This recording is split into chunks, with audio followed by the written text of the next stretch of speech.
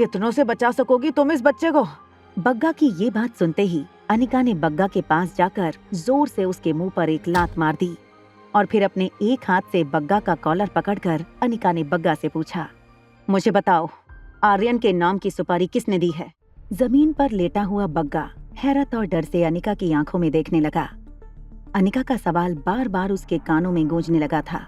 बताओ, आर्यन के नाम की सुपारी किसने दी है?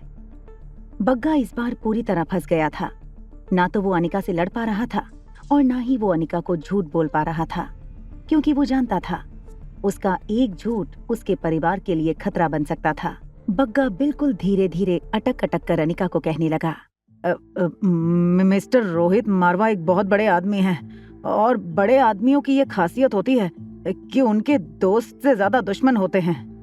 बिजनेस की दुनिया में रहकर रोहित मारवा ने भी दोस्त से ज्यादा दुश्मन कमाए हैं, इसलिए ये कहना बहुत मुश्किल है कि इन सारे दुश्मनों में से किसने आर्यन की सुपारी दी है। मैं अपने बच्चों की कसम खाकर कह रहा हूँ कि मुझे नहीं पता मारवा की बेटी की जान के पीछे इस वक्त कौन पड़ा है, मगर सिर्फ इतना जानता हूँ कि वो कोई एक इंसान नहीं है, वो झुंड में शिकार करते हैं। बग्गा की कांपती हुई आवाज और डरी हुई आंखों से अनिका एक बात समझ चुकी थी कि इस बार बग्गा जो कुछ भी कह रहा था वो सब सच था। अनिका ने बग्गा से कहा, मैंने जो कुछ भी तुमसे कहा था वो हमेशा याद रखना। बग्गा को जमीन पर पटकते हुए अनिका अपनी गाड़ी में बैठकर वहां से चली गई। बग्गा और उसके बदमाश साथी जमीन पर पड़े हुए कार से जाती हुई अनिका को देखने लगे। तभी बग्गा के एक साथी ने बग्गा से कहा, अब क्या करें सरदार? अगर उस बच्चे को कुछ भी हुआ तो मैं तुम लोगों को जिंदा नहीं छोड़ूंगा। अब हमें यही रहना होगा और इंतजार करना होगा कि अगर कोई और गैंग आकर उस बच्चे पर हमला करे तो हमें उस बच्चे को बचाना होगा। ये कहकर बग्गा और उसके साथी फिर उसी जगह पर चले गए जहां अनिका के जाने से पहले वो छुपकर आर्यन के आने का इंतजार कर रहे थे। वाओ सुपर मम्मी, आज तो तुमने कमाल कर दिया। मम्मा तुम सचमुच सुपर मॉम हो। I love you and I am proud of you mom. मगर ये लोग कौन थे और क्या चाहते थे? अभी अभी जो कुछ भी हुआ है उस बारे में तुम अपने डैड से कुछ नहीं कहोगी, समझ गई? यहाँ पर तुम्हारे भाई को बहुत खतरा है। बस हमें किसी तरह तुम्हारे भाई को संभल करके इस घर से बाहर ले जाना है और फिर हम तीनों देश छोड़कर कहीं दूर चले जाएंगे। बस फिर हम तीनों वहाँ हमेशा हमेशा के लिए खुशी खुशी रहेंगे, जहाँ तुम्हारे भाई को इन गुंडों से या तुम्हारे डैड के दुश्मनों से कोई खतरा ना हो। मारवा हाउस में आर्यन काफी एक्साइटेड लग रहा था, क्योंकि आधा घंटा पहले रिया ने उसे मैसेज करके ये बात बताई थी कि बहुत जल्द उसकी पूरी फैमिली रीयूनाइट होने वाली थी। मगर इससे पहले कि रिया और अनिका बंगले में आते, आर्यन अपने डैड को ये समझाना चाहता था कि वो रिया और अनिका के साथ कोई ऐसा बर्ताव ना करें जिससे अनिका को उन पर गुस्सा आ जाए। इसलिए आर्यन रोहित को ढूंढते हुए रोहित के ऑफिस में पहुंचा। जब रोहित आईने में देख रहा था तब अचानक उसे आर्यन की आवाज सुनाई दी। आर्यन की ओर देखकर रोहित ने अपनी एक आईब्रो ऊपर करते हुए आर्यन से पूछा, क्या हुआ, क्या चाहिए तुम्हें? Dad, you have a daughter. Aryan की बात सुनते ही रोहित हैरान होकर आर्यन को देखने लगा। फिर बाप बेटे बिना कुछ बोले, बिना हिले काफी देर तक एक दूसरे को देखते रहे। फिर अचानक ही रोहित अपनी चुप्पी तोड़ते हुए आर्यन से कहने लगा, अच्छा, और कहाँ है वो? रोहित की इस बात का जवाब देते हुए आर्यन ने कहा, आप उसे बहुत जल्दी मिलने वाले हैं। जैसे ही आर्यन ने ये कहा, आर्यन के हाथ में जो फोन उसने पकड़ा था वो वाइब्रेट होने लगा। आर्यन ने जब स्क्रीन की ओर देखा तो उसे एक नोटिफिकेशन आया था। आर्यन को रिया ने एक ऑडियो मैसेज भेजा था। जब आर्यन ने अपने कान में ईयरफोन लगाकर रिया का भेजा हुआ मैसेज सुना तो वो मैसेज सुनकर हैरान हो गया। रिया ने मैसेज में आर्यन से कहा था, मम्मा इस वक्त डैड को कुछ नहीं बताना चाहती, तो तुम जल्दबाजी में डैड से कुछ कह मत देना। रिया का मैसेज सुनकर आर्यन बुरी तरह से फंस गया था। फिर धीरे से रोहित आर्यन के पास आया और अपना सवाल दोहराते हुए आर्यन से पूछने लगा, आर्यन, मैंने अभी अभी कुछ पूछा है तुमसे, कहाँ है मेरी बेटी? जरा एक बार मेरी तरफ देखो, क्या मैं क्यूट और खूबसूरत नहीं हूँ? अगर आपकी बेटी होती तो आज बिल्कुल ऐसी ही लगती। ऐसा नहीं लगता आपको कि मैं भी कभी कभी एक छोटी बच्ची जैसा ही लगता हूँ? आर्यन के मुंह से ये बात सुनकर रोहित का चेहरा टेंशन और हैरानी से भर गया था। अचानक ही मारवा हाउस की डोरबेल बजी। इससे पहले कि आर्यन दरवाजा खोलने जाता, रोहित आर्यन से आगे निकलकर दरवाजे की ओर चलने लगा। उसने अपने चेहरे पर एक स्माइल लाकर दरवाजा खोला। रोहित ने सोचा था कि दरवाजे पर मिस अनिका अपनी बेटी के साथ आई होंगी, मगर जैसे ही उसने दरवाजा खोला, रोहित ये देखकर चौंक गया कि सामने मुस्कुराता हुआ सनी खड़ा था। तुम यहाँ क्या कर रहे हो? क्या कर रहे हो मतलब? आज तुम्हारा बर्थडे है, मेरे बड़े भाई का बर्थडे है, इसलिए मैं स्पेशली सेलिब्रेट करने आया हूँ, और तुम पूछ रहे हो कि यहाँ क्या कर रहा हूँ मैं?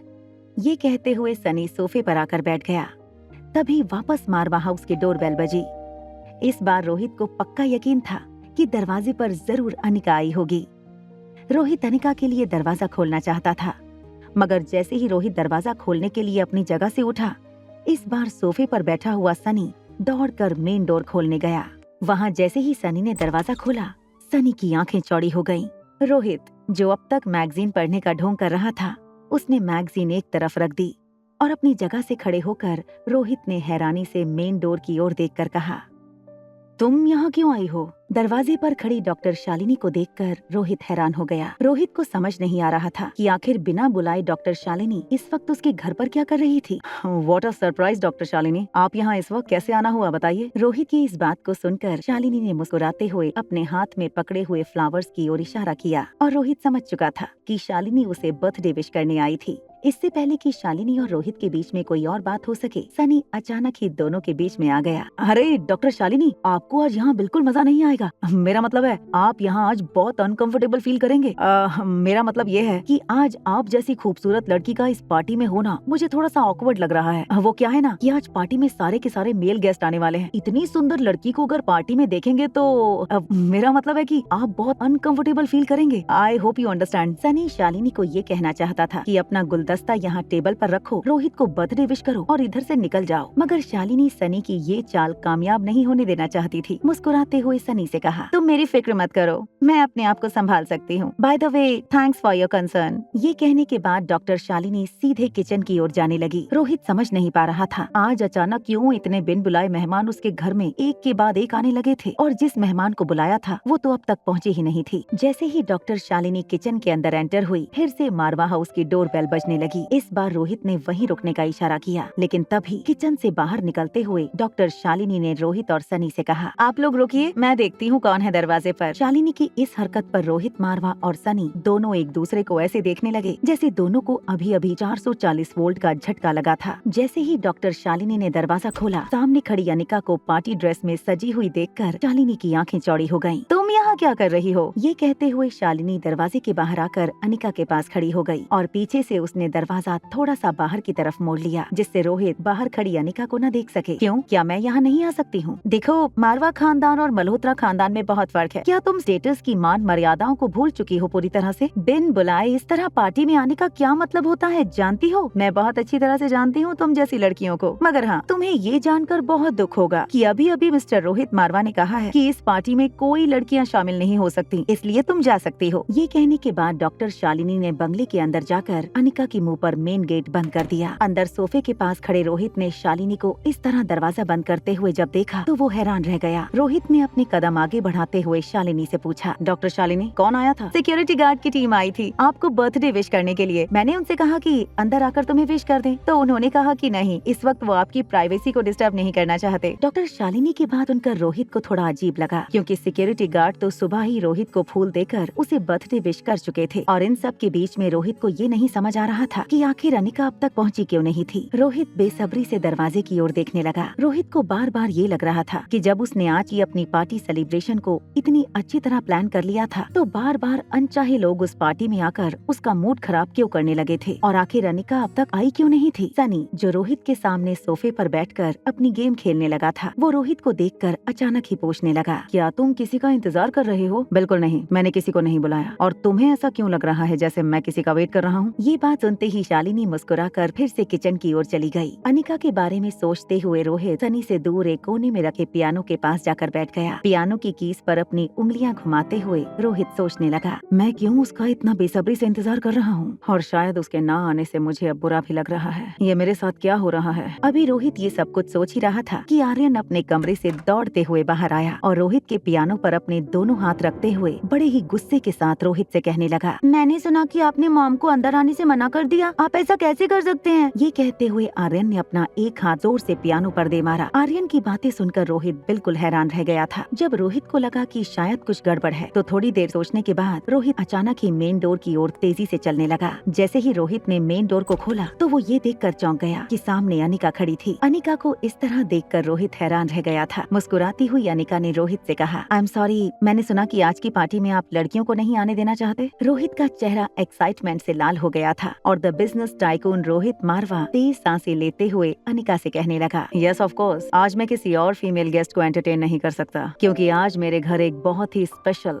छोटी सी फीमेल गेस्ट उसकी मॉम के साथ आने वाली है। रोहित ने प्यार से मुस्कुराते हुए अनिका की बगल में खड़े बच्चे की ओर देखा। बच्चे को देखते ही रोहित की नजरें जैसे एक पल के लिए बच्चे पर जम गईं। रिया ने अपने चेहरे पर लाल कलर की पेंट की थी जिसमें पिंक और येलो कलर के बॉल बनाए थे। अपनी नाक को हरा पेंट किया था और सर पर एक लंबी सी टोपी पहनी थी। अपनी आंखें टेढ़ी करके जैसे ही रिया ने रोहित की ओर देखा, रोहित की हंसी छूट गई। नन्ही सी रिया ने पीछे खड़ी डॉक्टर शालिनी की ओर इशारा करते हुए रोहित से कहा, वो बड़ी आंटी हमें अंदर नहीं आने दे रही थी। रोहित हैरान होकर शालिनी की ओर देखने लगा। अपने झूठ पर से पर्दा उठे हुए देखकर डॉक्टर शालिनी को शर्मिंदगी महसूस हो रही थी, मगर अपने चेहरे के एक्सप्रेशन को होल्ड करते हुए अपनी उसी अकड़ और एरोगेंस के साथ डॉक्टर शालिनी ने कहा, मिस्टर मारवा, मैंने जानबूझकर आपसे झूठ नहीं कहा था। जब मैं यहाँ अंदर आई तब मैंने सुना कि आप लोग आज लड़कियों को पार्टी में शामिल नहीं करना चाहते, इसीलिए मुझे ऐसा लगा कि मुझे आपकी परेशानी और बढ़ानी नहीं चाहिए और इसीलिए मैंने ये बहाना बनाया कि आपका सिक्योरिटी स्टाफ आपको विश करने आया था। शालिनी ने अनिका की ओर देखकर मुस्कुराते हुए कहा, मगर मैं गलत थी। मुझे लगता है कि मिस्टर मारवा ने ही आपको यहाँ आने का इनविटेशन दिया था। चलिए, अब जब सब कुछ क्लियर हो गया है तो कोई मिसअंडरस्टैंडिंग नहीं रही हम तीनों के बीच में। अनिका डॉक्टर शालिनी की इस बात का एक करारा जवाब देना चाहती थी। तभी डॉक्टर शालिनी के कानों पर एक आवाज पड़ी, बहाने बनाने में आप सचमुच एक मास्टर हैं डॉक्टर शालिनी। जो आवाज अभी अभी अनिका के कानों पर पड़ी थी, अनिका को ऐसा लगा जैसे ये आवाज अनिका ने पहले भी कभी सुनी थी। जैसे ही अनिका ने पीछे मुड़कर देखा, वो देखकर हैरान हो गई। डॉक्टर शालिनी को अभी अभी जिसने मुंह तोड़ जवाब दिया था वो रोहित का पर्सनल सिक्योरिटी गार्ड अब्दुल था। अब्दुल रोहित मारवा का एक बहुत ही वफादार एम्प्लॉय था। पिछली बार जब अब्दुल ने अनिका के आने की खबर रोहित मारवा को नहीं दी थी, तब रोहित ने बड़ी सख्ती से अब्दुल को ये समझा दिया था कि वो अपने आप को रोहित का गार्डियन न समझने लगे और अब्दुल की ट्रांसफर करते हुए रोहित ने बेंगलुरु वाली ब्रांच में सिक्योरिटी की देखभाल के लिए भेज दिया था। मगर अब रोहित को लगता था कि उसे अब्दुल को उस दिन ओवर रिएक्ट करके कुछ ज्यादा ही दूर भेज दिया था और अब रोहित ने अपनी और आर्यन की सिक्योरिटी के लिए अब्दुल को बेंगलुरु से वापस बुला लिया था। रोहित ने अब्दुल को अंदर आने का इशारा किया और उससे बेंगलुरु की ऑफिस का हाल चाल पूछने लगा। रोहित, अनिका, रिया और अब्दुल आगे चलते हुए हॉल के सोफे के पास जाकर बैठ गए। जब ये चारों बातें कर रहे थे तब किसी का ध्यान डॉक्टर शालिनी पर नहीं था। सनी भी अपनी गेम खेलते हुए शालिनी की ओर मुस्कुराकर रोहित के पास जाने लगा। जब शालिनी ने देखा कि उसके यहाँ होने या ना होने से किसी को कोई फर्क नहीं पड़ता, तो शालिनी ने एक लंबी सांस छोड़ते हुए अपनी हील को जानबूझकर फर्श पर पटक कर चलना शुरू किया, जिससे लोगों की नजर शालिनी पर पड़े। आखिर वो भी इस वक्त कमरे में मौजूद थी, मगर रोहित और अनिका जो एक दूसरे को देखने में बिजी थे, उनके कानों में शालिनी के कदमों की आवाज तक नहीं पड़ी। मगर हील की आवाज सुनते ही रोहित के पर्सनल सिक्योरिटी मैनेजर अब्दुल ने डॉक्टर शालिनी से कहा, वेल मिस शालिनी, आज मिस्टर मारवा का बर्थडे है तो हम आज किसी फीमेल गेस्ट को होस्ट नहीं कर सकते। ये कहते हुए अब्दुल ने बड़ी इज्जत के साथ शालिनी को बाहर का रास्ता दिखाया। जैसे ही शालिनी को बाहर एस्कॉर्ट करते हुए अब्दुल ने शालिनी के मुंह पर बंगले का दरवाजा बंद किया। शालिनी फटी आंखों से बंद दरवाजे को देखने लगी, मगर शालिनी को इस वक्त अब्दुल से ज्यादा अनिका पर गुस्सा आ रहा था। आखिर उसके साथ जो कुछ भी हो रहा था उसकी वजह सिर्फ और सिर्फ अनिका की मौजूदगी ही थी। अंदर बैठे रोहित और अनिका इस बात से बिल्कुल अनजान थे कि दरवाजे के बाहर खड़ी शालिनी इस वक्त बेहद गुस्से में थी। अनिका ने अंदर आते ही टेबल पर पड़े ग्रीटिंग कार्ड को देख लिया था। ग्रीटिंग कार्ड की ओर इशारा करते हुए अनिका ने रोहित से पूछा, क्या ये वही कार्ड है जो आपके बेटे ने आपके बर्थडे के तौर पर गिफ्ट किया है? रोहित आर्यन को अपनी आंखें बड़ी करके हाँ कहने का इशारा करने लगा। तब आर्यन ने अपनी मॉम की ओर देखकर एक स्माइल देते हुए हाँ में अपना सर हिला दिया। कार्ड पर लिखा हैप्पी बर्थडे देखकर बहुत प्राउड फील करने लगी। फाइनली खाना खाने के बाद रिया ने रोहित को वो बर्थडे गिफ्ट भी दिया जो रिया ने अपने डैड के लिए तैयार की थी। रोहित की तारीफों में बनाया हुआ एक छोटा सा राइट अप रिया ने अपने हाथ पर हाथ रखकर बोलना शुरू किया। रिया की स्पीच में हो रही रोहित की तारीफ और झूठे प्रेजेस सुनकर रोहित भी रिया की इन बातों का मजा लेकर अपने आप पर हंसने लगा था। फिर कुछ देर अनिका और रोहित ने यूं ही यहाँ वहाँ की बातें की। तभी अचानक रोहित से बात करते वक्त रिया ने रोहित को डैड कहकर बुलाया। तभी बात को संभालते हुए अनिका और आर्यन ने किसी तरह सिचुएशन संभाल ली, इससे पहले कि रिया रोहित के सामने ऐसी कोई बात कह दी जिससे रोहित को शक हो जाए। अनिका रिया को लेकर वहाँ से चली गई। अनिका और रिया के जाते ही पूरा बंगला जैसे अचानक ही बिल्कुल शांत हो गया। बाप बेटे पहले की तरह तरह एक दूसरे को घूर घूर के देखने लगे। आर्यन इस बात से हैरान था कि आखिर उसके डैड ने आज उसे झूठ बोलने को क्यों कहा था कि वो बर्थडे कार्ड आर्यन ने रोहित के लिए लिखा था। आपने झूठ कहा तब तक तो ठीक है, मगर मेरी हैंड राइटिंग इतनी बुरी नहीं है। आपने मेरी इम्प्रेशन बिगाड़ दी। अब उन्हें कैसा लग रहा होगा कि मेरी हैंड राइटिंग इतनी खराब है। दरअसल जब रोहित को कुछ नहीं समझा कि वो कैसे अनिका को इस बात के लिए कन्विंस करे कि आर्यन ने उसे बर्थडे कार्ड गिफ्ट किया था, तब रोहित ने अपने लेफ्ट हैंड से आर्यन की हैंड राइटिंग कॉपी करने की कोशिश की थी। आर्यन रोहित से नाराज होकर अपने कमरे में चला गया। फिर रोहित चिराग मेहता और सिक्योरिटी इंचार्ज अब्दुल को लेकर अपनी ऑफिस वाली कैबिन में चला गया। कैबिन में जैसे ही रोहित अपने चेयर पर बैठा, चिराग मेहता ने रोहित से कहा, मुझे लगता है आपके चाचा ने फिर से आर्यन बाबा को किडनैप करने की सुपारी दी थी और इस बार मुझे लगता है कि उन्होंने आर्यन बाबा की फोटो भी गुंडों को दी थी। चिराग मेहता की ये बात सुनकर रोहित बहुत परेशान हो गया। पास खड़े चिराग मेहता और अब्दुल से कहा, आर्यन की कोई बात लीक नहीं होनी चाहिए, कोई भी नहीं। वहाँ रिया के लाइव स्ट्रीम गेमिंग ऐप के इंचार्ज ने एक्साइट होकर अपने सुपरवाइजर से कहा, सर मैंने कहा था ना आपसे, ये लिटिल एंजल तहलका मचा देगी।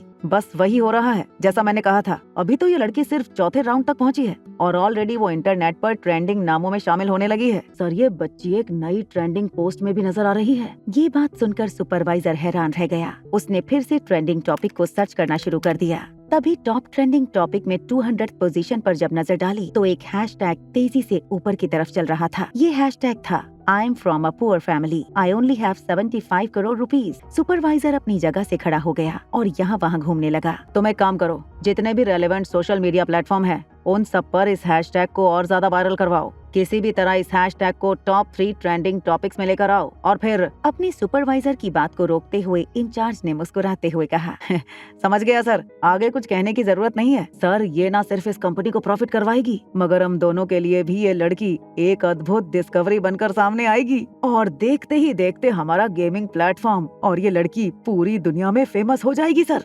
आगे की कहानी जानने के लिए देखें अगला एपिसोड सिर्फ पॉकेट एफएम के यूट्यूब चैनल पर। और एक लड़की को देखा तो के सारे एपिसोड को सुनने के लिए डिस्क्रिप्शन में दी गई लिंक से डाउनलोड करें पॉकेट एफएम ऐप।